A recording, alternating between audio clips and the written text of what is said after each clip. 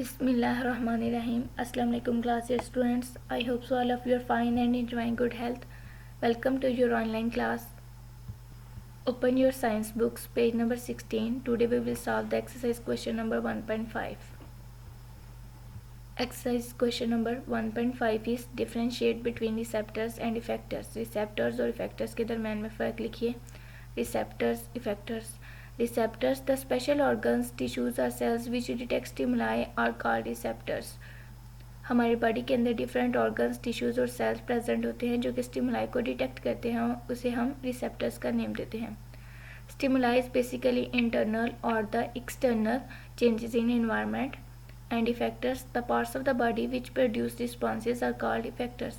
और हमारे different body parts जो रिसेप्टर्स के अकॉर्डिंग रिस्पॉन्ड करते हैं उन्हें हम इफेक्टर्स का नेम देते हैं. Receptors they are present in the sense organs. ये हमारे डिफरेंट सेंस ऑर्गन्स के अंदर प्रेजेंट होते हैं like ear, nose, tongue and eyes etcetera. Effectors these are present in any part of the body, muscles and glands. ये हमारे body parts के अंदर प्रेजेंट होते हैं लाइक मसल्स और ग्लैंड्स के अंदर. Receptors and effectors can be explained through this diagram. This is the cactus plant which has different thorns. जब आपकी फिंगर इन थॉर्न्स को टच करती है तो आपके सेंसरी ऑर्गन्स ये मैसेज आपके ब्रेन तक पहुंचाते हैं. बेसिकली ये रिसेप्टर्स कहलाते हैं, ये सेंसरी ऑर्गन्स रिसेप्टर्स कहलाते हैं. और आपका ब्रेन डेफिनेटली आपके मसल्स को कमांड करता है कि जल्दी से हैंड को पुल आउट कर लें, और ये मसल्स बेसिकली इफेक्टर्स कहलाते हैं. Second part is differentiate between neuron and nerves. Neuron or nerve cell is the basic structural and functional units of the nervous system. Neurons transmit message in the form of electrochemical waves called nerve impulse. Nervous system का basic structural और functional unit neuron कहलाता है और ये messages पहुँचाते हैं electrochemical waves की form में जिसे हम nerve impulse का नेम देते हैं. Nerves. A nerve is a cable-like bundle of axons enclosed in a common sheath. Nerve transmit messages from one part of the body to another. Nerve basically एक cable like exons का मजमुआ है जो कि sheath के साथ covered होता है और ये एक बॉडी पार्ट से दूसरे बॉडी पार्ट तक मैसेज पहुंचाते हैं. Neuron. It is found in both central and peripheral nervous system. Neurons like interneurons, motor neurons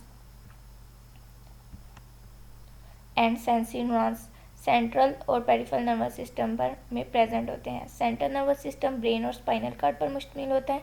peripheral nervous system इसमें डिफरेंट नर्व्स जो हमारी बॉडी के अंदर प्रेजेंट होती हैं वो आती हैं. And the nerve it is found only in the peripheral nervous system. इनके डिफरेंस को आप इस डायग्राम के जरिए से भी देख सकते हैं. It is the structure of the neuron and it is the structure of the nerves in which different neurons are connected to each other like a cable. Third part is differentiate between voluntary actions and involuntary actions. Voluntary actions, the body actions which are performed under conscious control, that is which are done after thinking over them, are called voluntary actions. ऐसे actions जो कि पहले आप जिसके बारे में सोचते हैं और फिर उसे परफॉर्म करते हैं और जिन्हें आप कंट्रोल कर सकते हैं उन्हें voluntary actions कहते हैं.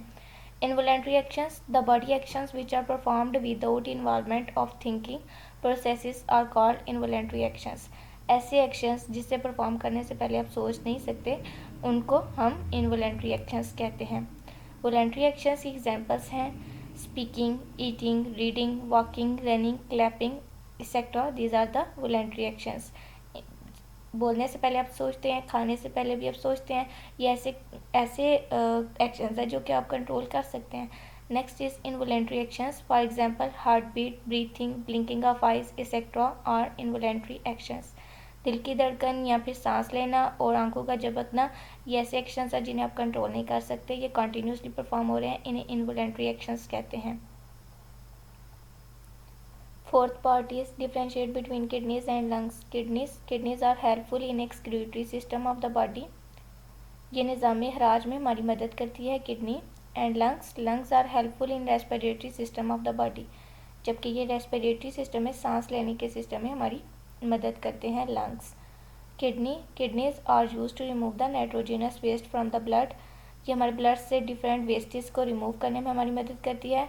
और lungs they are used in the gaseous exchange in the body. Lungs का क्या काम है? ये बेसिकली ऑक्सीजन को इनसाइड और कार्बन डाइऑक्साइड को outside of the body move करवाने में हेल्प करता है। And their difference can be seen through this diagram. Their structures are like these. Fifth part is differentiate between lithotripsy and dialysis. Lithotripsy, it is a medical procedure in which the medium-sized stones are removed from the kidney by bombarding of the shock waves. इस topic को हमने manufacturing of kidney में discuss किया था, treatment of manufacturing of the kidney.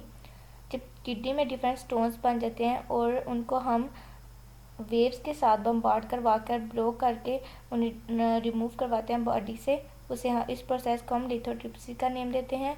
And dialysis, it is the cleaning of the blood by the artificial method is called dialysis. जबकि blood का clean up करना dialysis कहलाता है। And lithotripsy, it is the treatment of the stone formation in the kidney ureters और urinary bladder. Means के जब kidney की मतलब फंक्शनिंग होती है, मीन्स कि वो प्रॉपर फंक्शन नहीं कर पाती, या फिर यूरिनरी ब्लैडर के अंदर स्टोन्स की फॉर्मेशन होती है, तो उसकी ट्रीटमेंट के लिए ये प्रोसेस यूज़ किया जाता है जिसका नाम है lithotripsy. Dialysis, it is the treatment of the kidney failure. जबकि जब किडनी प्रॉपरली वर्क नहीं कर पाती, किडनी फेल हो जाती है, तो उसकी ट्रीटमेंट के लिए हम डायलिसिस को यूज़ करते हैं। This is your 2 days diary. Learn and write all the parts of the question number 1.5. Okay students, Allah Hafiz.